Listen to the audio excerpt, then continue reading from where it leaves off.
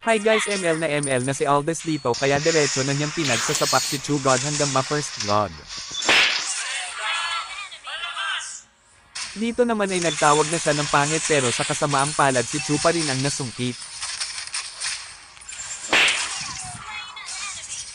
Dali-dali siyang umatras pero SS sabay lipad hindi pa rin siya nakatakas.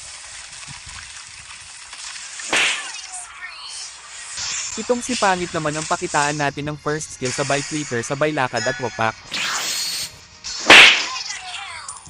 Recall muna tayo. Pero nakita ko si Kidlat na low HP na kaya mag-buff na tayo ng ticket at lumipad sa kanya at ipatikim ang pinagbabawal na sapak.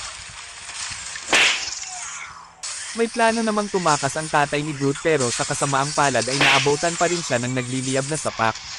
ML na si Aldous kaya pinatikim niya si Leslie ng first skill at second skill sabay flicker. Sabay talbog.